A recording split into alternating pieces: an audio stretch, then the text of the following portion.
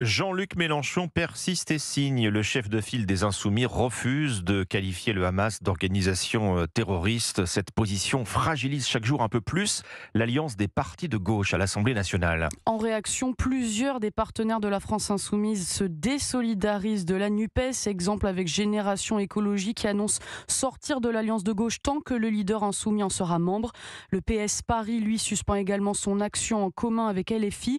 Le leader des Verts, le sénateur Yannick Jadot, appelle pour sa part à dépasser le cadre de la NUPES, devenu selon lui obsolète. Alexandre Chauveau. Eh bien, c'est d'abord une question de poids politique. La NUPES compte en effet 150 députés, soit plus que les 88 du Rassemblement national, officiellement le premier groupe d'opposition dans l'hémicycle. Ainsi, c'est en affichant son union que l'Alliance des gauches a notamment ravi la présidence de la Commission des finances au RN. La force du nombre, en somme, qui permet également à la gauche d'obtenir le maximum de voix lors du vote des motions de censure. Autre raison, si les désaccords s'accumulent, ils ont lieu sur des déclarations et non sur des textes de loi.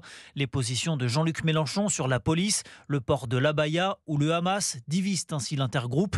Mais dans les faits, la NUPES vote en moyenne 7 fois sur 10 la même chose à l'Assemblée. Enfin, il y a une raison liée à l'image. Pour LFI, il s'agit de montrer que le rapport de force avec les autres partis de gauche, né du score de Jean-Luc Mélenchon à la dernière présidentielle, ne s'estompe pas. Pour les autres partis, quitter la NUPES reviendrait à endosser le rôle de fossoyeur de l'Union des gauches. Alexandre Chauveau pour Europe 1.